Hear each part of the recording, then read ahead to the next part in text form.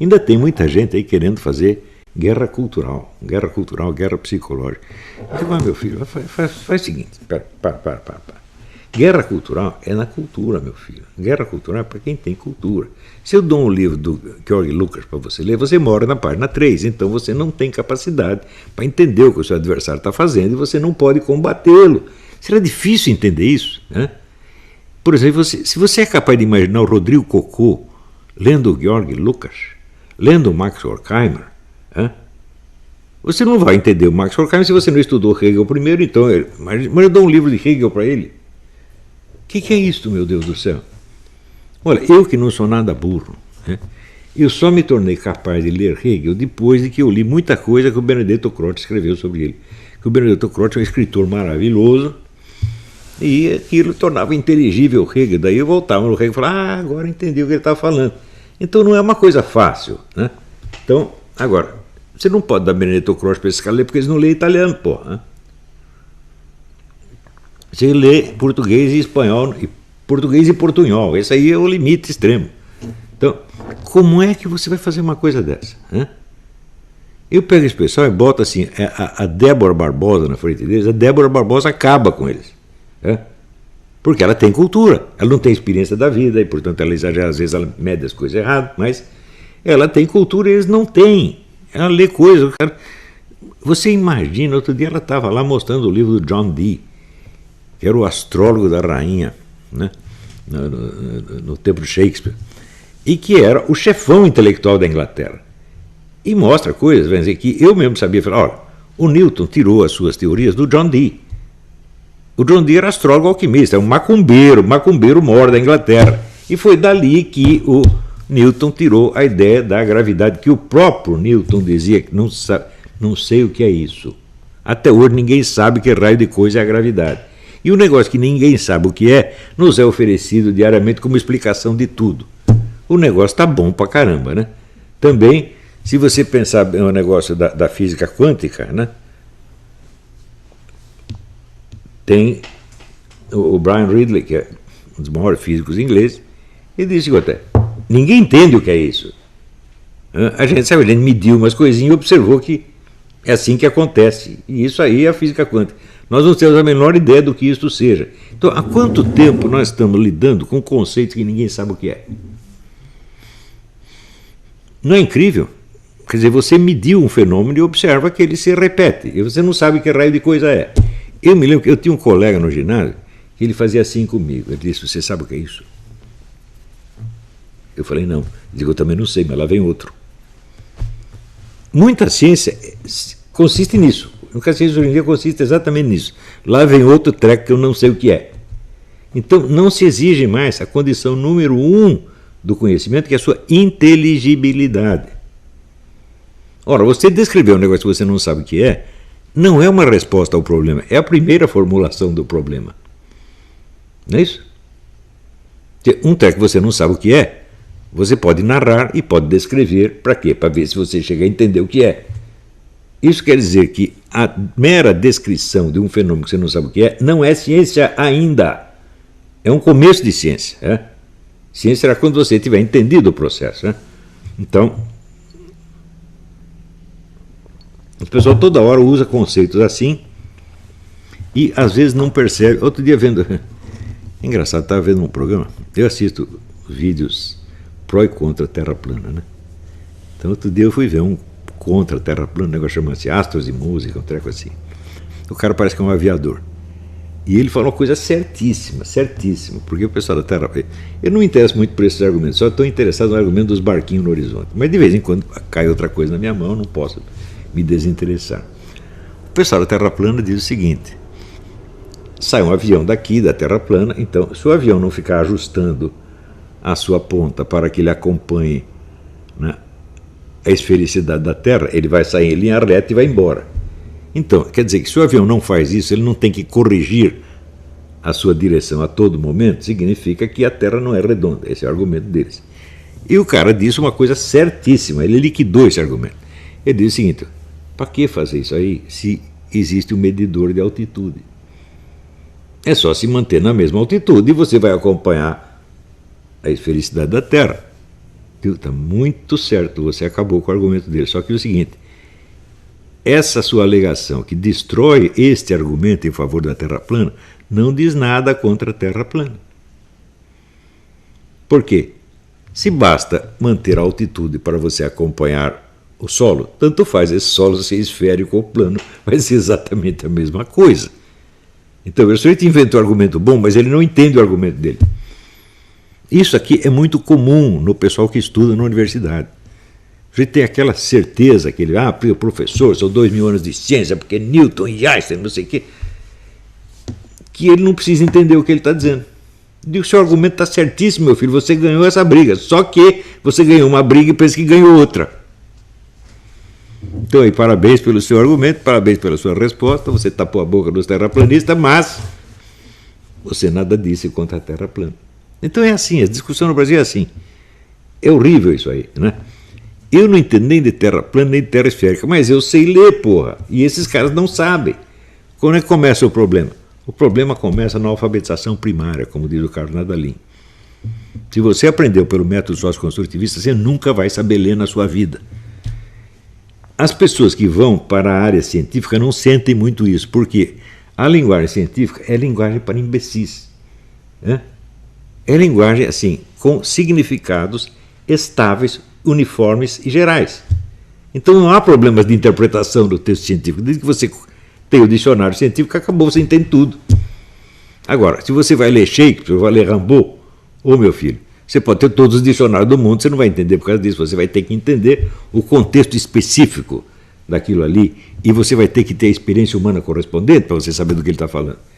Então, a linguagem literária é para pessoas de altíssimo nível. E mesmo uma ciência de altíssimo nível tem uma linguagem de baixíssimo nível.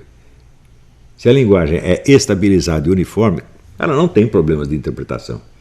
Se você vai ler um livro de física, eu digo, não há problema nenhum de você entender o livro desde que você saiba o significado dicionarizado de cada termo. Então é só comprar um dicionário de ciência e pronto, você entende tudo, né? Agora, vai ler o Rimbaud com o dicionário na mão. Não vai te ajudar em nada. E este é o problema. O tipo de alfabetização que esse pessoal recebeu só serve para ler textos de tipo científico, né? Que são, na verdade, são os mais fáceis. Não se iluda. Veja, uma coisa é a dificuldade da ciência em si, outra coisa é a dificuldade da sua linguagem, né? Então, por exemplo, para você, sei lá, estudar altas matemáticas, claro que é difícil, mas o vocabulário usado é de uma simplicidade infantil, pueril, na verdade. Tá certo? Porque ciência só usa termos científicos. Termos científicos são aqueles que têm um significado estabilizado e imutável, né? Então, uma vez que você aprendeu a ler no método socioconstrutivista, você nunca vai conseguir ler Rimbaud, nem Balzac, que é mais simples, você vai conseguir ler, nem Shakespeare, nada disso. Você não vai entender nada do mundo literário e da linguagem do dia a dia. Você não vai entender nem a linguagem do jornal, você vai entender. Você lê uma coisa e entende outra. Tá certo? Isso a gente vê acontecer diariamente entre os jornalistas brasileiros, né? Então, veja o que aconteceu aí com o pobre do Josias Teófilo. Saiu aí. O Josias Teófilo está embolsando o dinheiro da Ancine para fazer um filme sobre o Bolsonaro. Bom, no tempo que eles embolsavam bilhões para fazer filmes sobre Lula, etc., ninguém achava ruim, né? Mas, primeiro, o filme não é sobre o Bolsonaro. O filme é sobre tudo que aconteceu depois dos movimentos de 2013, né? Em segundo lugar, o Josias não recebeu, nem vai receber um tostão da Ancine, por um motivo muito simples, né? A Ancine, só o que ela deu para ele foi uma autorização legal para ele coletar patrocínios privados. Então ele chega lá no patrocinador, aqui, seu Olavo, o senhor que é um bilionário, né? Está aqui a autorização, tenho autorização do governo para pedir o seu patrocínio. O senhor vai me dar ou não vai dar? O cara lê lá, não vou te dar, porque o seu filme é uma merda. Pronto, acabou. É isso que a Ancine deu para ele, né?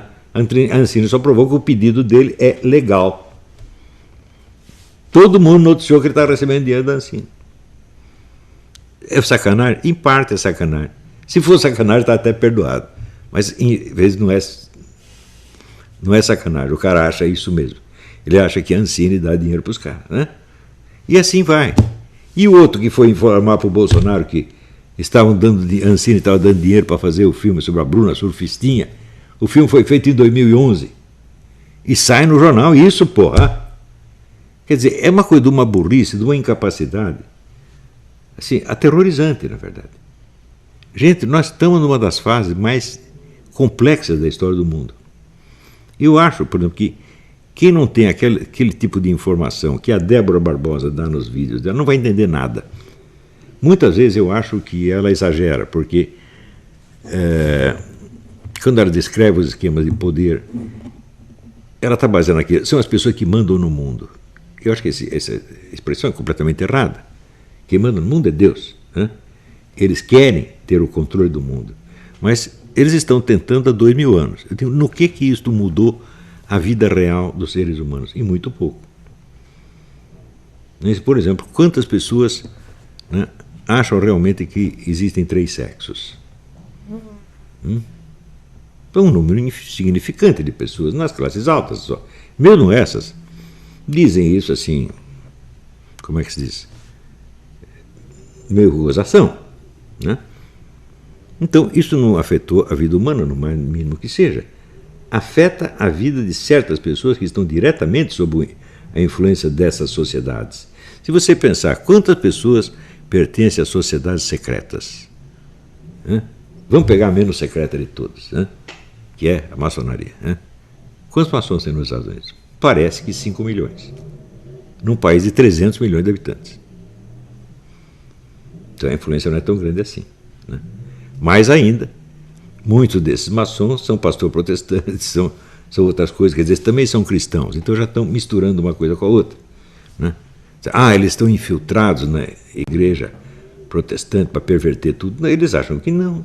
Talvez o chefe deles lá em cima queira que eles façam isso, mas até chegar lá leva um tempo. Não é fácil assim, né? Então, os poderes mundiais não são tão poderosos quanto as pessoas imaginam.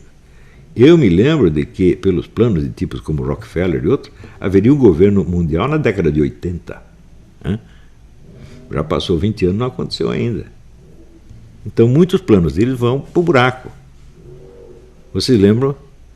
Assim, no começo do século, estava elegendo um papa em Roma e iam eleger um cardeal Rampolla, que secretamente era um maçom. Daí apareceu o representante do Império Austríaco, que fazia parte do eleitorado, como representante do imperador, e ele mostrou um papel, não pode eleger esse cara porque ele é maçom. Um cara ferrou com todo o esquema, porra. Né? Agora dizem que os papas mais recentes, os papas maçons, pode ser que tenha, né? Não sei, não tenho como investigar, mas pode ser que sim. Só que levou um século para eles botar um segundo maçom lá dentro. O negócio não é fácil, né? A vida dessas sociedades também não é tão fácil. Por que você acha que vive morrendo gente dessas sociedades? Né? O pessoal da loja maçônica P2, morreu esse, matou aquele, matou... A vida deles não está tão fácil assim, né? Então, dizer, eles mandam no mundo, eu acho que é uma hipérbole, não uma coisa exata. Né? Há anos eu me pergunto isso. Quanto de poder essa gente efetivamente tem? E eu não tenho meios de medir. Para medir, eu precisava dedicar uns anos ao estudo especializado dessa coisa, como a Débora está dedicando. Né?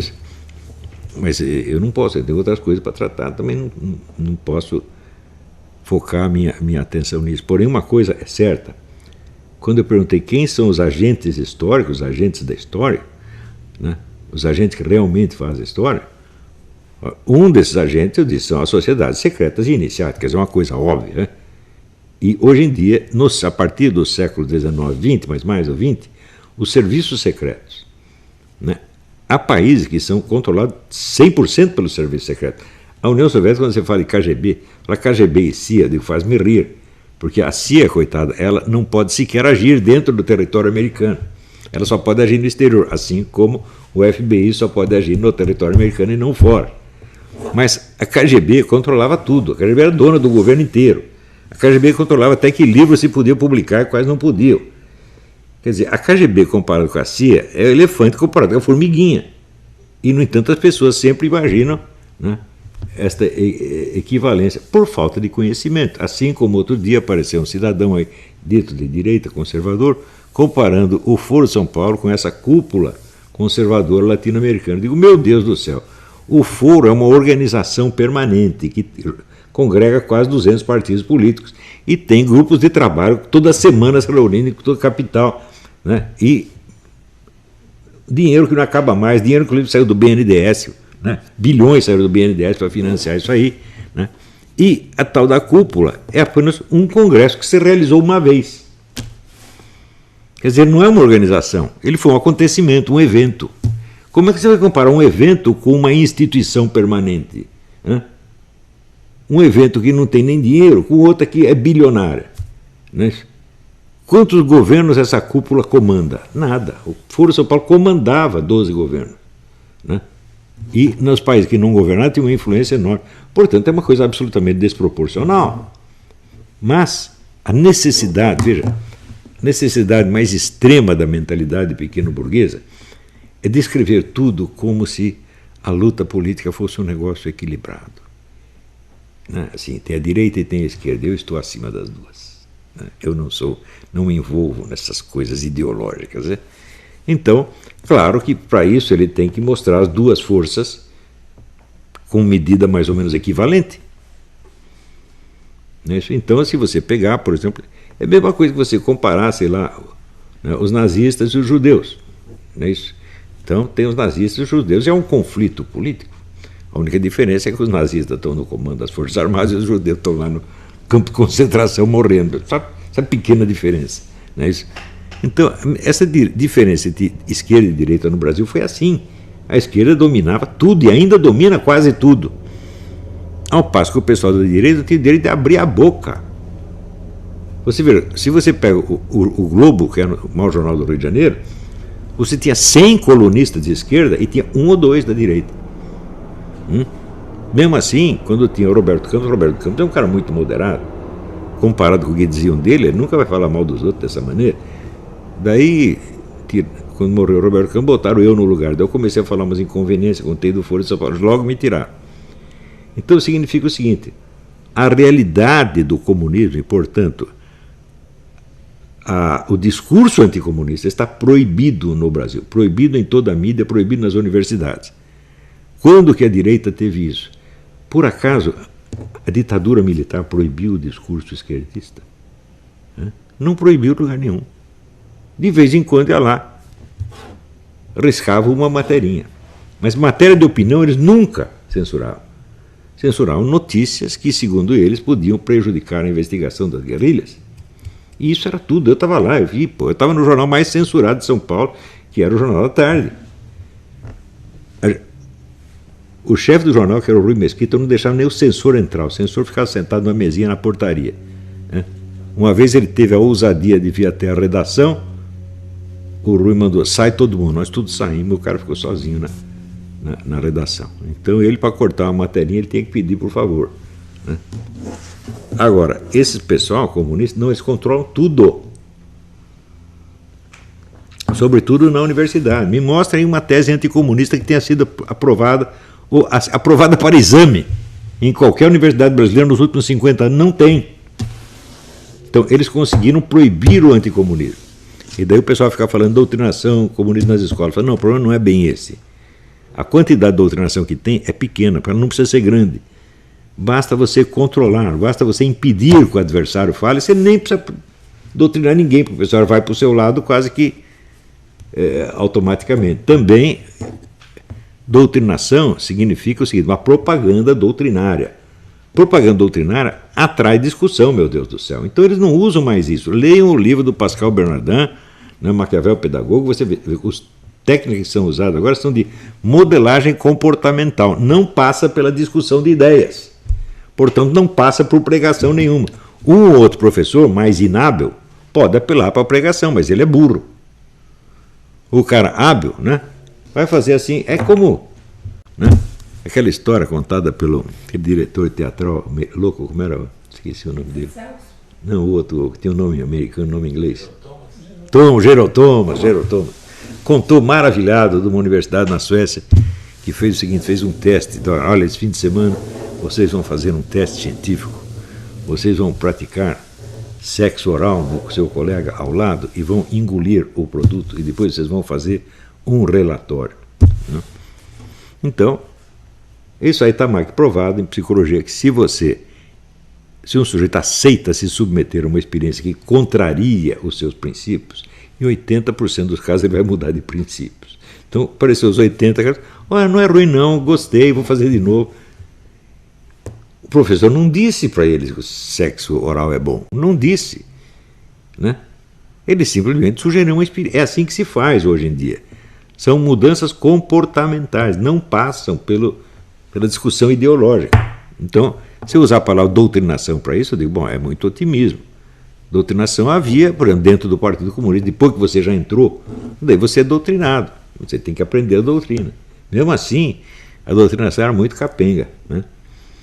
Tem um aluno meu, muito querido, que reclamou de eu ficar elogiando a Débora Barbosa. Ele disse, mas ela fez uma previsão econômica muito errada sobre o negócio do dólar. Tal. Eu não falei para acompanhar as previsões dela, meu Deus do céu. Sobretudo previsões econômicas, eu nunca falei isso. Né? Se você perguntar para a Débora, você entende economia? Ela vai responder, não. O que eu estudo? Eu estudo serviços secretos e sociedades secretas. É isso que eu estou estudando. Este é o meu mestrado na faculdade que eu estou fazendo. É disso que eu entendo. Só estudo isso e conto o que eu sei. Mas é claro que às vezes tiro conclusões que vão além disso. Não é isso? Mesmo nessa área ela pode cometer erros, mas acontece o seguinte, ela é a única estudiosa da área que está falando para o público brasileiro, para não dizer que é a única que existe no Brasil. Eu estudei esse assunto durante 30 anos, eu tenho aqui estantes imensas, cheias de materiais sobre isso aí. Mas o meu objetivo central não era dar curso sobre isto. O meu objetivo central foi formar pessoas. Né? A isso aí, a dona Emma de Marcheville, quando leu o meu horóscopo, disse o seguinte, o senhor é um gênio da pedagogia, da educação. Eu falei, isso é o que eu quero ser quando eu crescer. Então, o meu negócio é educar pessoas. E isto, como demonstrou o Julius Stenzel no livro Platão Educador, diz, isto é a essência da filosofia. E o que Platão fez? Eminentemente educação, formar pessoas. A obra de Platão não são os diálogos, e também não são sequer, vamos dizer, os ensinamentos orais que ele deu. A obra de Platão são os filósofos que ele espalhou pelo mundo e continua espalhando até hoje. Você pode ler Platão e não chegar a conclusão nenhuma sobre qual era exatamente a doutrina filosófica de Platão, mas você vai sair educado para a filosofia, porque você vai ver o exemplo, a filosofia funcionando na sua frente. O que é o ensino da filosofia? É você ver um filósofo filosofando. Se não tem um filósofo vivo filosofando, professores de filosofia não adiantam nada.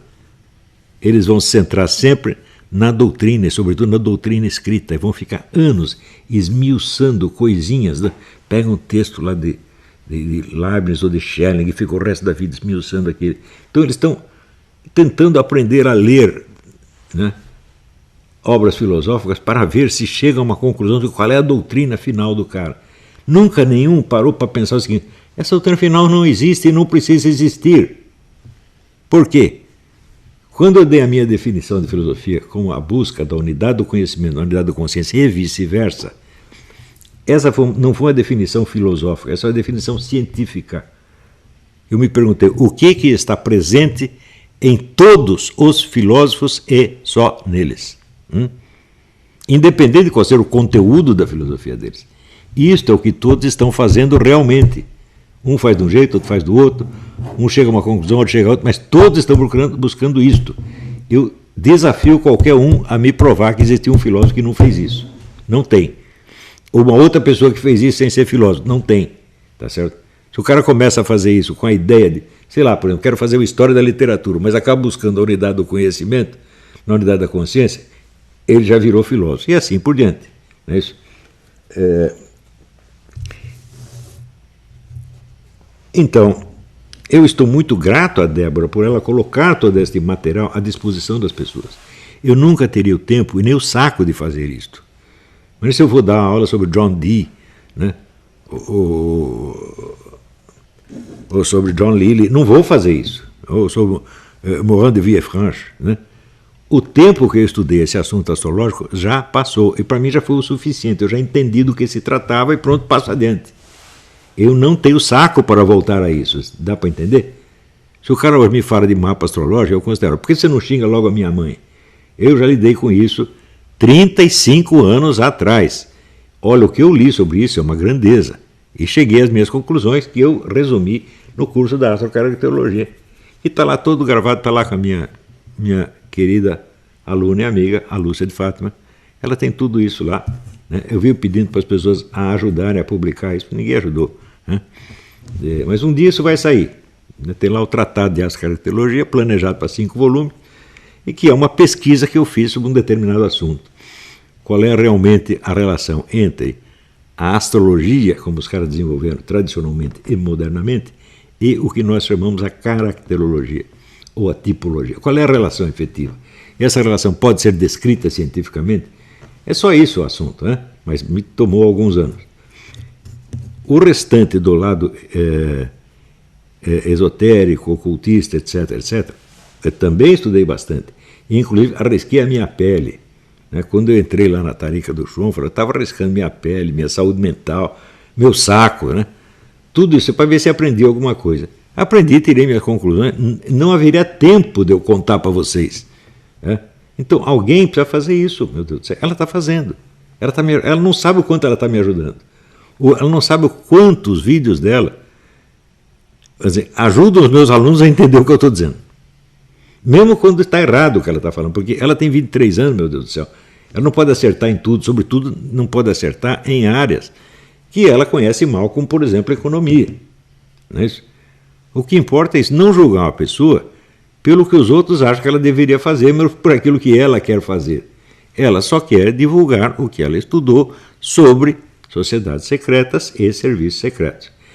Veja, aqui nos Estados Unidos existem milhões de pessoas que estudam isso. A bibliografia é imensamente rica. Tá certo? E eu tenho muito desses livros.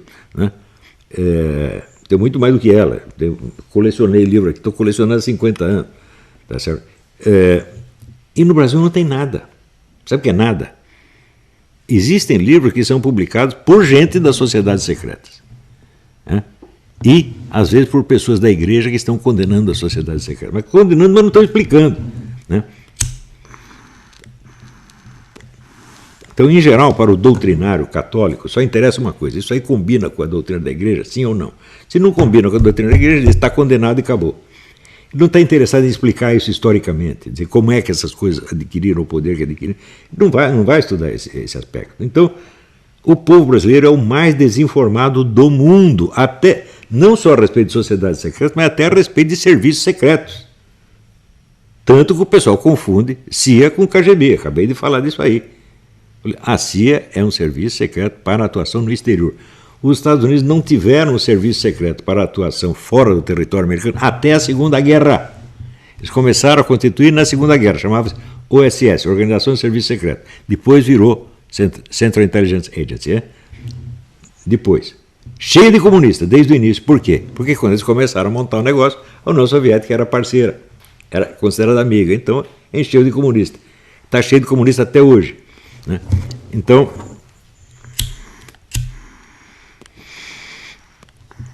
e no Brasil, a nossa ABIN, eu sei lá o que está acontecendo na ABIN. Né? Tá certo? Veja, já no tempo dos militares que tinham SNI, o pouco de informação que eu tinha deles me mostrava assim, o nível intelectual era muito baixo. Eu não acredito em o sujeito ser culto se ele não tem cultura literária.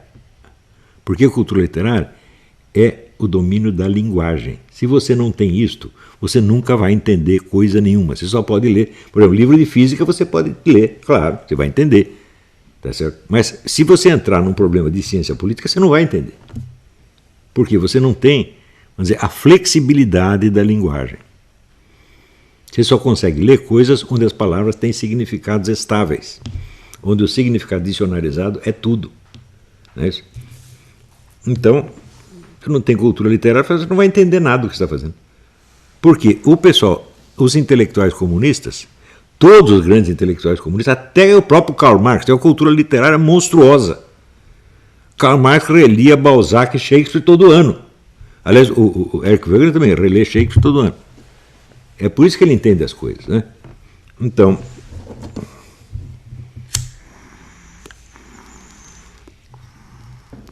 Então é por isso seguinte, eu estou muito grato a Débora e os erros dela não têm importância, gente. Né?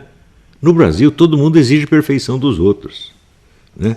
Jesus Cristo diz, sede perfeitos como o Pai é perfeito. No Brasil ele diz, sede perfeitos como eu sou perfeito. Né? Vocês viram? Na Bíblia não tem um monte de personagens que cometeram pecados horríveis e Deus os considerou perfeitos? Né? Por quê? Não por causa do pecado, evidentemente. Mas simplesmente por causa da própria busca da perfeição. Quando eu sempre vejo meu Pai perfeito, você acha que Jesus Cristo é burro de achar que alguém pode ser perfeito como o Pai dele é perfeito? Não, ele não disse isso. Ele disse que você tem que buscar a perfeição. Né? No sentido em que você vê a perfeição de Deus, você tem que imitar. É isso que ele está dizendo. Não que você vai chegar lá. Né? Você não precisa chegar. Ele te põe lá. Ele te aperfeiçoa. Ele termina o serviço para você. Né?